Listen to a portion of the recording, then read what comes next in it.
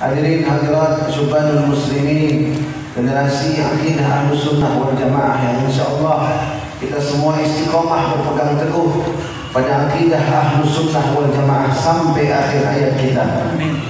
Dan mudah-mudahan kita dikumpulkan bersama ulama-ulama Ahlus Sunnah wal Jamaah, dikumpulkan bersama salihin dari kalangan Ahlus Sunnah wal Jamaah, dan mudah-mudahan kita membela akidah Ahlus Sunnah wal Jamaah dengan harapan mudah-mudahan kita berjumpa dengan imamnya Ahlus Sunnah wal Jamaah, yaitu Nabi besar Muhammad sallallahu alaihi wasallam, dan berkumpul bersama orang-orang yang saleh di dalam surganya Allah Subhanahu wa taala. Amin. Amin amin ya rabbal alamin.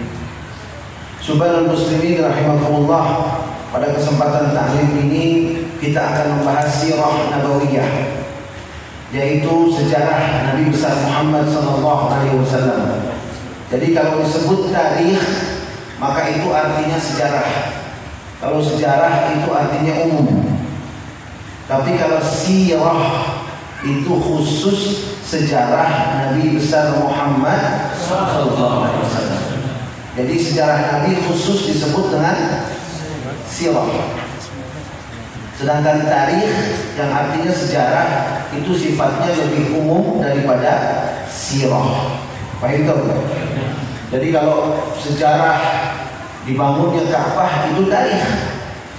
Kemudian umpamanya lagi sejarah dibuatnya misalkan Masjidil Haram itu tarikh. Berdirinya Khilafah Utsmaniyah di Turki itu tarikh. Tapi kalau mengenai perjuangan Rasulullah sejak lahir sampai beliau wafat itu namanya apa? Namanya sirah an-nabawiyah. Sirah, disebutnya sirah. Nah insyaallah sebagai tanda cinta kita kepada Nabi, kita akan mempelajari sirah di Majelis Taklim Aswaja atau Ahlus Sunnah wal Jamaah ini, dengan harapan mudah-mudahan kita mengetahui bagaimana perjalanan perjuangan Nabi dan apa saja hikmah-hikmah yang bisa kita ambil dari sejarah hidup beliau. Subhanal muslimin rahimakumullah. Kita awali saja sirah nabawiyah ini seperti yang juga pernah saya sampaikan.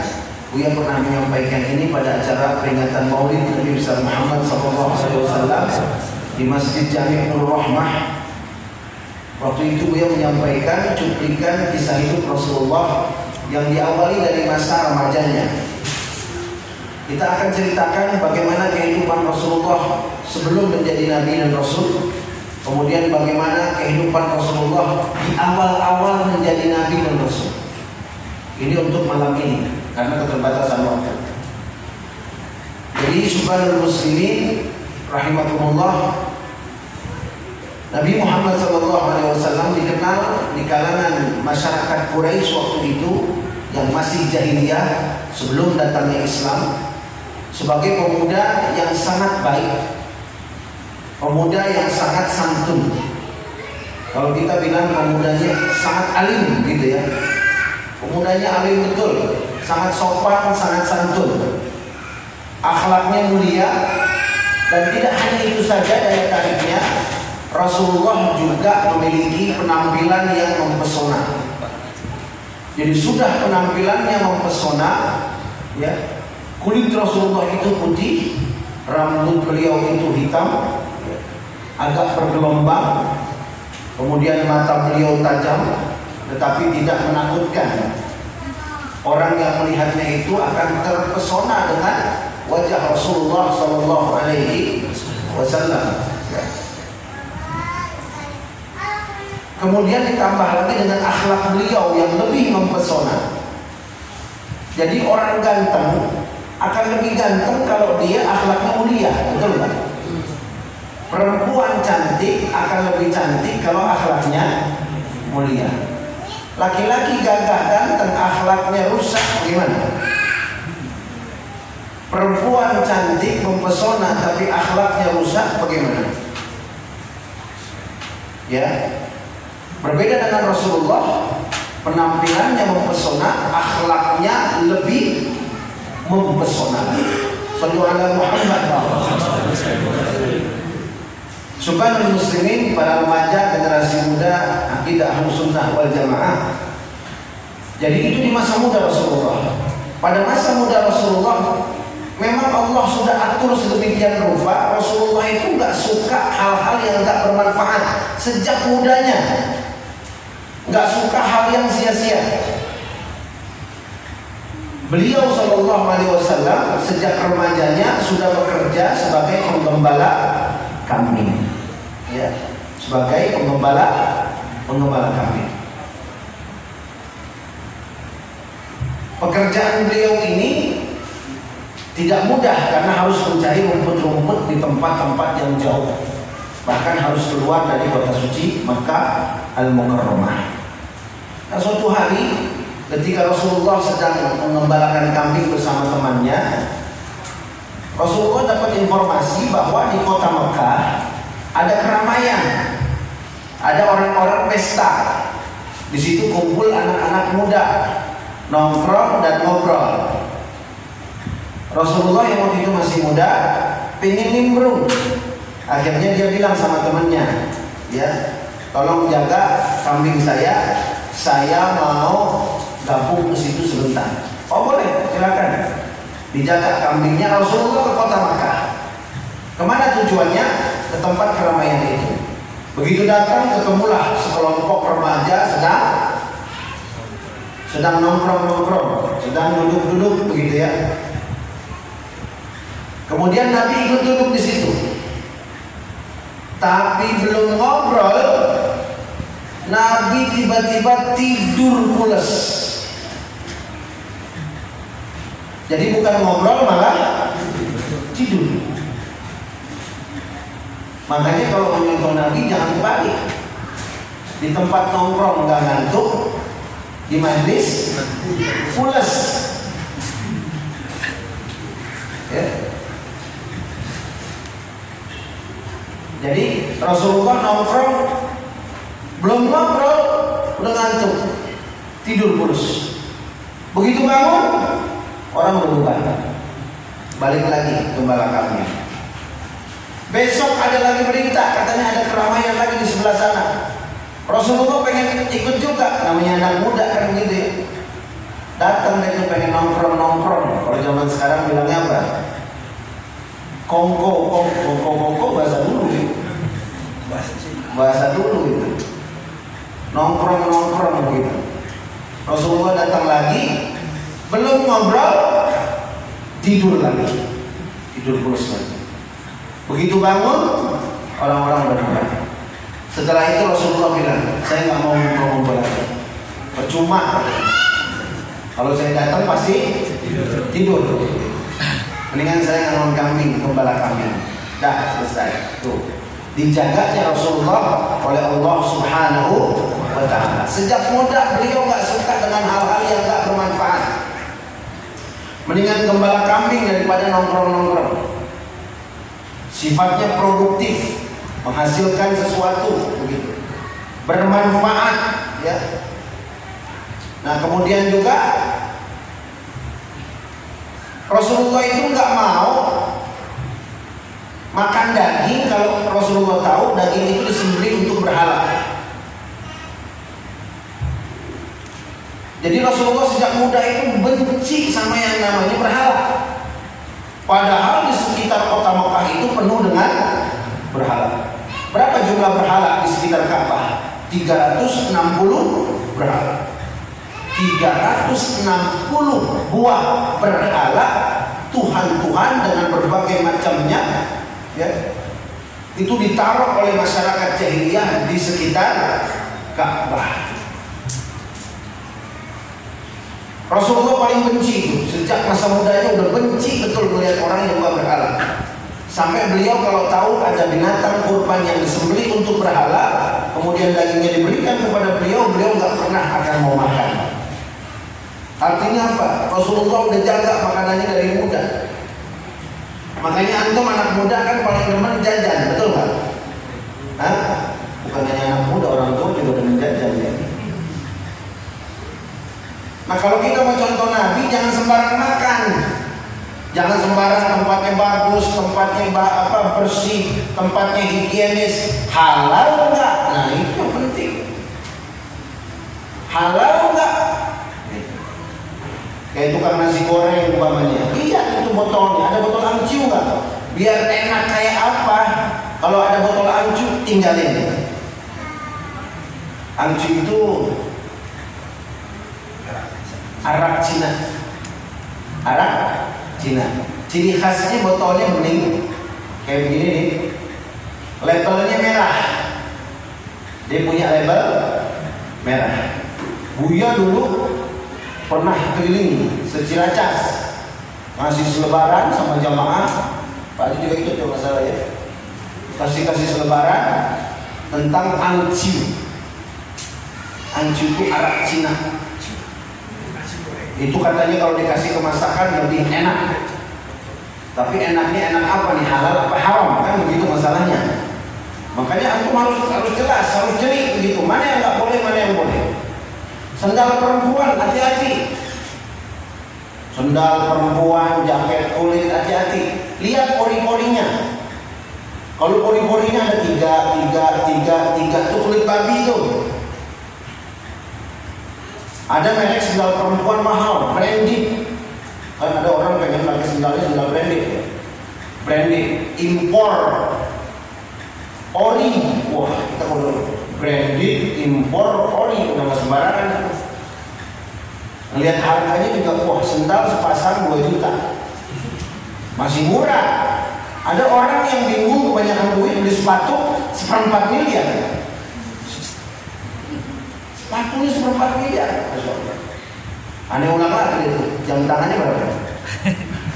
4 miliar. Masih ingat kan? Jam tangan 4 miliar, sepatu 1/4 miliar. Enggak sholat, ada nilainya enggak? Ini kan bikin pesantren 4 miliar. Kelar main Al-Quran, betul nggak? Jam doang. Makanya punya duit itu hati-hati. Yang perempuan tuh jangan cuma lihat hebatnya, bagusnya. Halal nggak kulitnya nih? Dari mana tahu caranya? Cari informasi.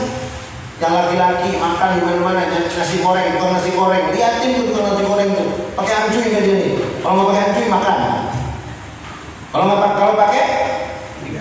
Kalau pakai gimana? Oh iya, udah langganan 15 tahun sama dia. Ada amcuynya. Baru tahu di pengajian ini. Tinggalin nggak?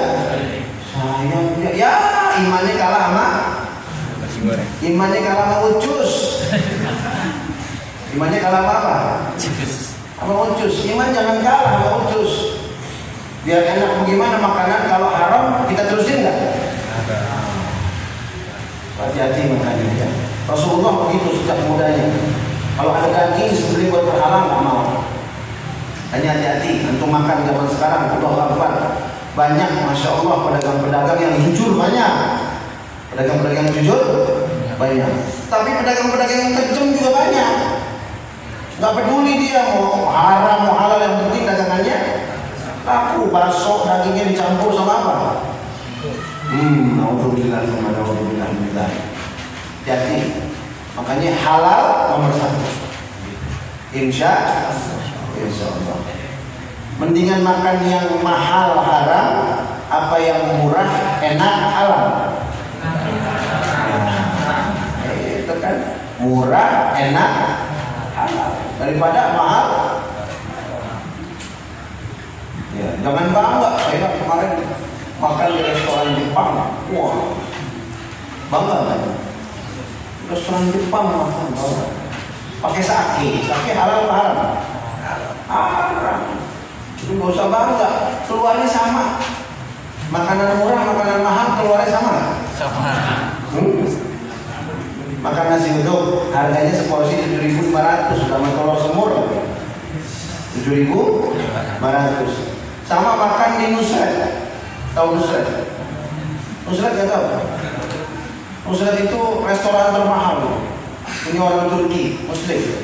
Satu piring daging 3,5 juta. Jangan coba-coba makan di situ, keselak ya. Bukan keselak sama daging, keselak sama bon. Begitu habis makan, berapa? Itu 1,5 juta. Tapi yang ditanya, keluarnya sama nggak? Sama. Kali yang satu ada capnya gitu. Ada nggak? Nggak ada, sama.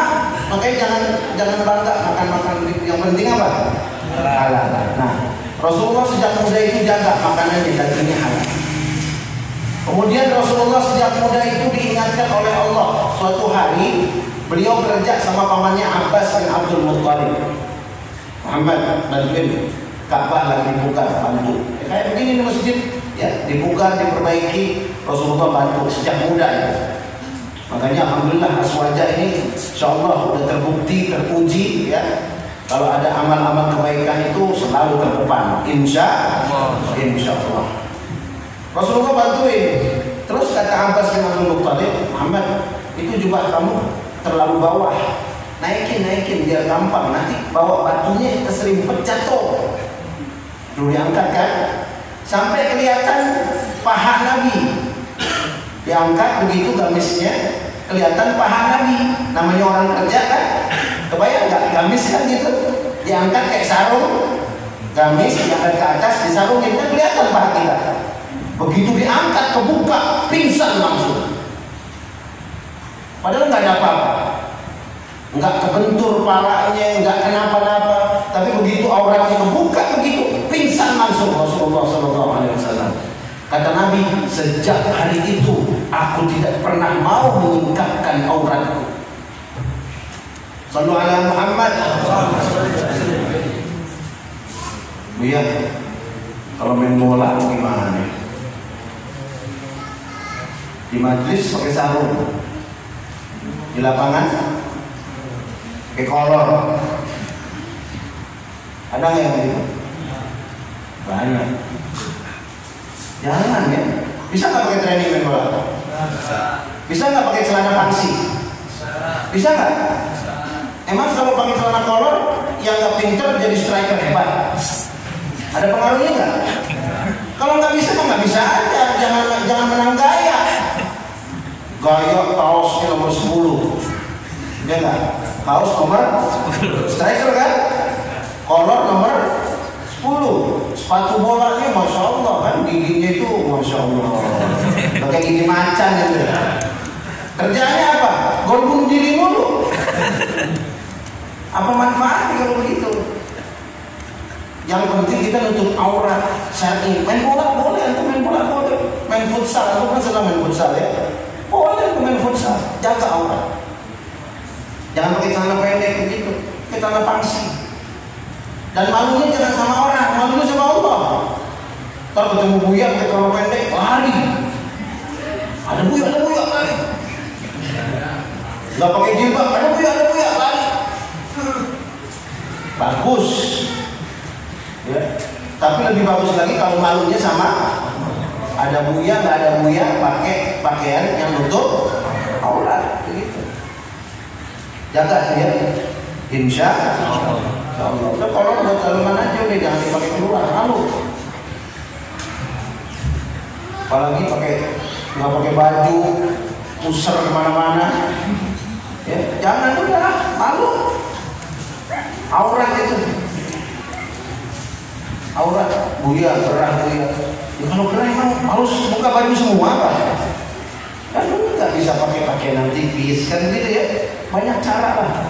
Yang penting kalau kita itu taat sama agama, insya Allah Allah bukakan caranya. Dan yakinlah kalau kita mau ikutin aturan agama, hidup kita lebih berkah, hidup kita lebih tenang, hidup kita insya Allah lebih bahagia. Yakin nggak? Jadi itu yang dialami Rasulullah pada masa remaja. Semua orang senang sama Nabi, semua orang cinta sayang sama Nabi.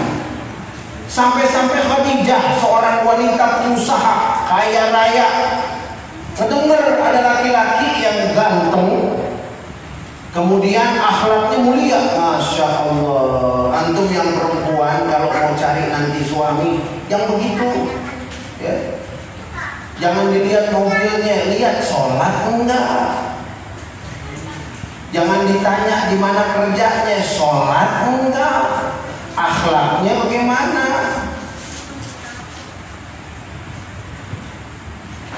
Rajin rajin nggak sholatnya, apa bolong-bolong.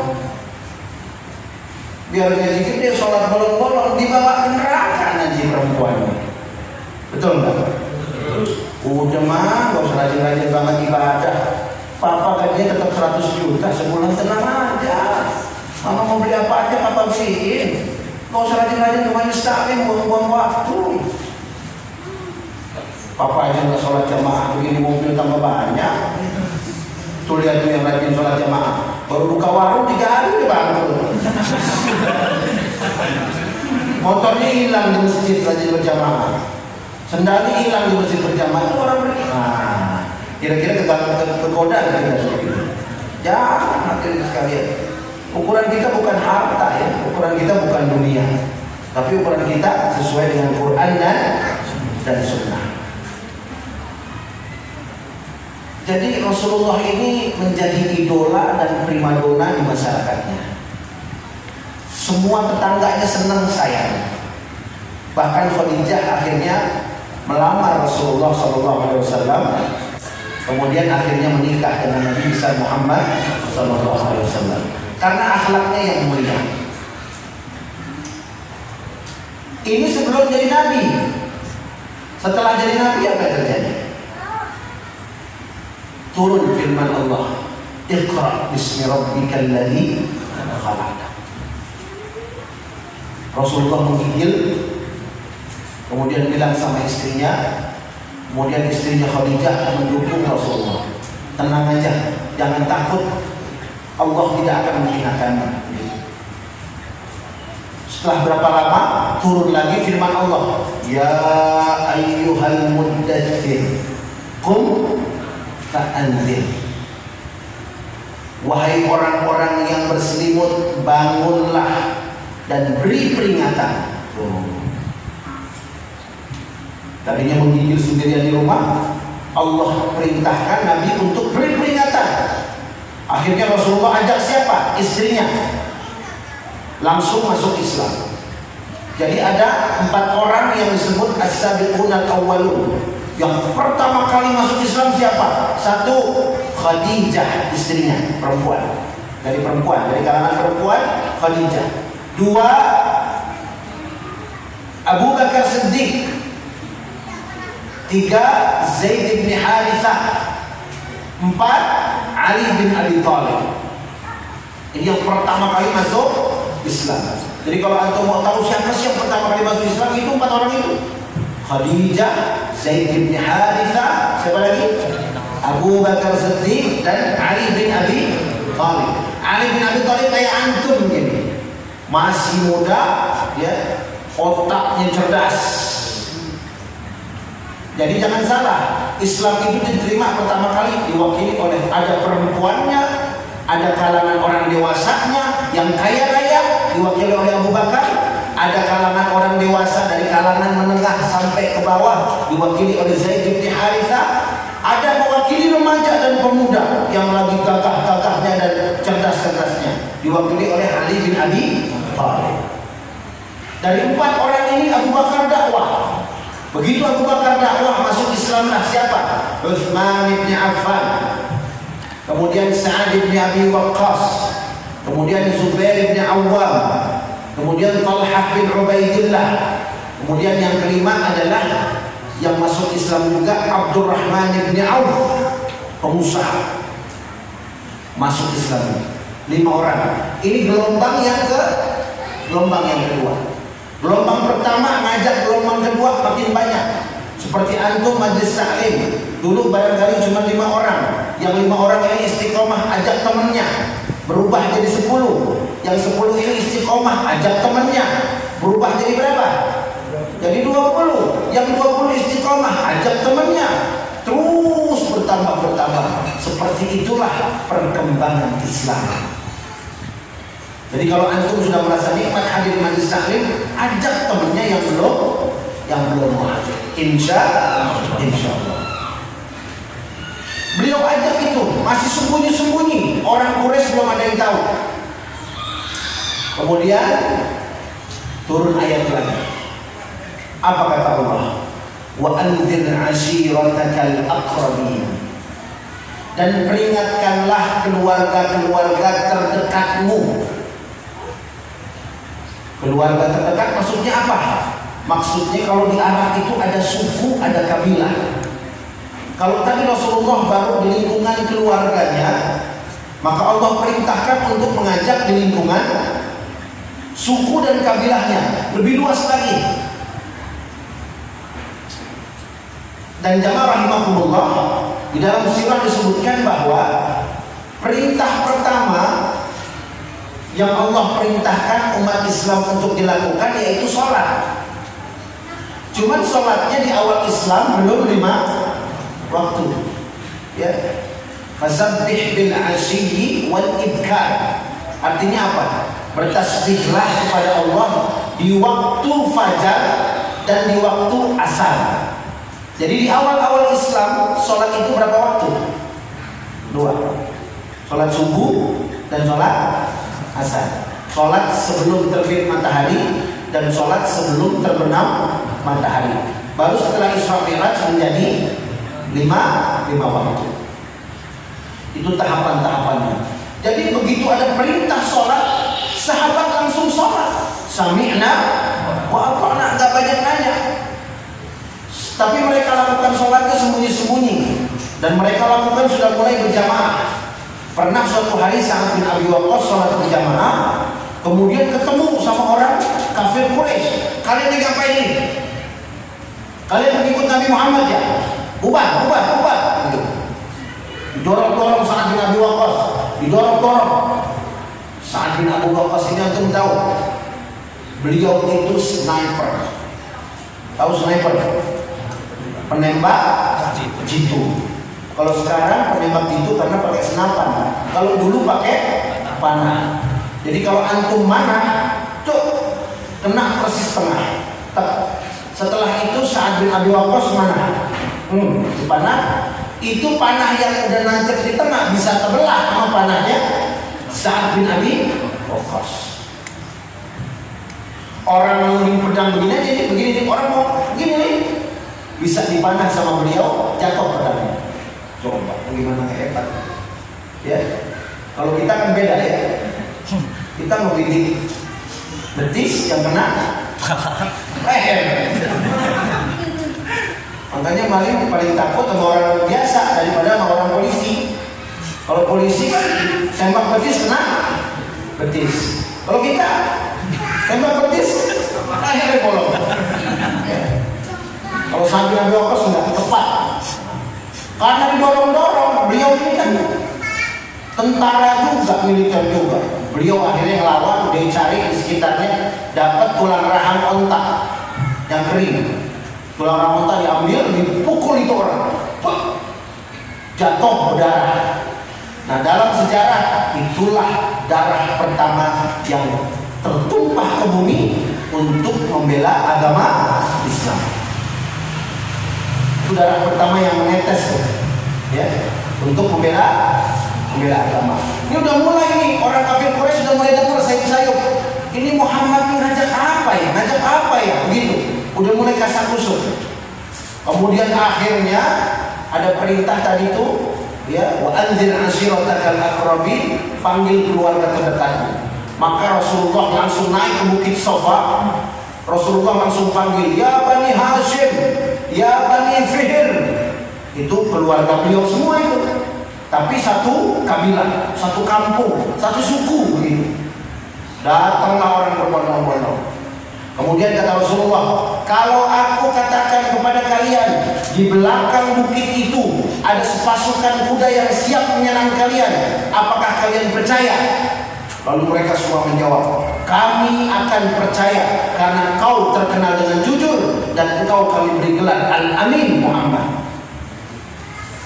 Baik, kalau begitu apakah kalau aku ajak kalian untuk menyembah Allah yang Maha Esa dan meninggalkan sesembahan berhala, apakah kalian akan mau dan mengikuti aku? Wah, Abu Lahab langsung teriak, marah Abu Lahab. Tabbalaka ya Muhammad, alihada jama'atana. Kata Abu Lahab, celaka kau Muhammad, karena ini kau kumpulkan kami untuk dengar omonganmu ini, katanya. Langsung turunlah surat apa? Surat Al-Lahab. Tabbat yada abi lahabin wa tabb. Kalau baca surat Al-Lahab perhatikan jangan salah. Tabbat yada abi lahabin wa tabb. Nah, qalqalahnya ditahan karena ada tasydid. Wa tabb. Nah, gitu. Setelahnya jangan. Tabbat yada abi lahabin wa tabb. Ma aghna anhu maluhu wa ma kasab. Sayasla naran dzata lahab. Ada tasdidnya enggak Paknya? Enggak ada. Makanya langsung qalqalah. Wa imra'atuhu hammalatal hatab. Jadi yang ditahan yang mana? Yang awal. Tabbat yada abi lahabin wa tabb. Ma aghna anhu maluhu wa ma kasab. Paham tuh? Abu Jahal bilang celaka kau Muhammad, Allah bilang kamu yang celaka Abu Lahab. Dua tanganmu yang celaka Abu Lahab. Makanya jangan main-main sama Rasulullah. Yang ngejek Rasulullah Allah hinakan. Yang menyakiti Rasulullah Allah sakiti. Yang mengatakan Rasulullah celaka, Allah yang katakan dia yang celaka. Makanya kita sama keturunan Nabi Muhammad jangan main-main. Yang menghina zuriyah Nabi, Allah akan hinakan. Yang sakiti keturunan Nabi, Allah akan sakiti dia. Yang mencelakai keturunan Nabi, Allah akan celakakan dia. Banyak cara Allah mencelakakannya. Tahu nasib akhir Abu Lahab seperti apa? Abu Lahab itu orang kaya, bahkan dia punya gunung. Sekarang itu di Hayyul Hujun namanya. Al-Hujun di Mekah itu ada Hayyul Hujun, distrik Al-Hujun. Itu ada bukit atau gunung namanya Jabal Abu Lahab. Gunung Abu Lahab. Batunya paling bagus buat bikin rumah. Kalau di gunung-gunung yang lain batunya dipecahin, pecahnya kayak pecah apa itu? Kayak pasir begitu. Tapi kalau batu yang ada di Gunung Abu Lahab dipecahin begitu, enggak pecahin sebelah dua. Kuat, kokoh, bagus buat bangunan. Makanya dia kaya. Tapi apa nasib terakhirnya? Badannya busuk, bau, kena penyakit kulit. Begitu mati orang nggak ada yang mau pegang. Itu jenazah mayat Abu Lahab itu ditaruh di kain, semua orang ngangkat rame-rame dibuang begitu, ke dalam kuburan. Nggak ada yang mau megang, dilempar ke kuburan. Itu cara Allah hinakan orang-orang yang menghinakan Nabi Muhammad SAW. Nah, Buya rasa cukup, nanti kita akan lanjutkan lagi. Kita lihat coba. Sebelumnya Rasulullah disayang, betul? Sebelumnya Rasulullah dicintai, betul?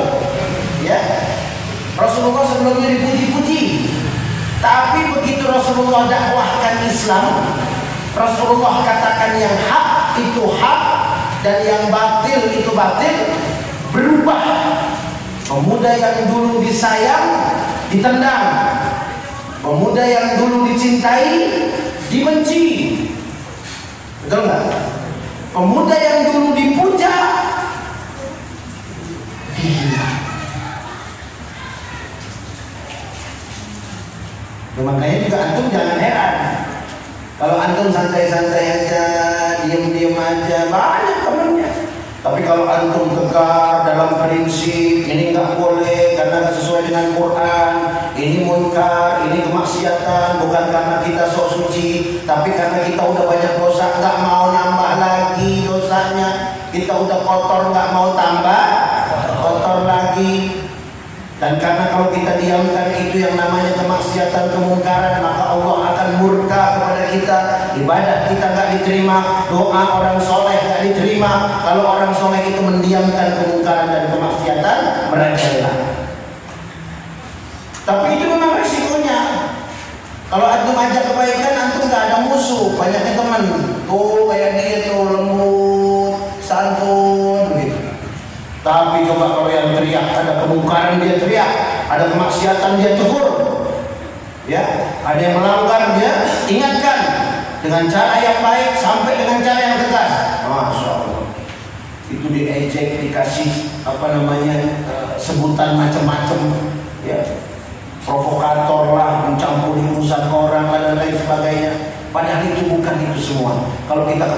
Quran dan Sunnah, itu kita seharusnya terima kasih sama orang yang mengingatkan kita untuk kembali kepada Al-Quran. Nah makanya antum jangan heran kalau antum itu berjalan di jalan Allah, ada yang pro, ada yang kontra. Yang penting antum jangan mundur, maju terus. Bisa nggak gitu? Bisa nggak? Nah, misalkan antum pakai peci, pakai baju koko, pakai sarung, ada yang bilang soalin, ganti nggak baju? Ganti nggak? Oh, saya bilang soalin, kita besok pakai kaos oblong aja. Ya, udah nggak usah ngaji lagi. Begitu nggak? Tetap terserah gitu. Nah, Buya rasa cukup. Ini sedikit cuplikan tentang sirah nabawiyah. Bagaimana berubahnya Rasulullah dari pemuda yang disukai menjadi pemuda yang dibenci karena membawa kebenaran. Jemaah rahimahullah, memang tidak semua orang senang dengan kebenaran. Tetapi kalau kebenaran itu yang menguasai dunia, semua orang pasti akan senang. Betul kan? Tak semua orang senang kebenaran. Tapi kalau kebenaran sudah menguasai semua dunia ini, maka semua orang akan senang dan bahagia. Mudah-mudahan kita akan istiqamah di majlis taklim ini untuk mempelajari ilmu-ilmu dari Nabi besar Muhammad SAW, termasuk sirah nabawiyah as-syarifah.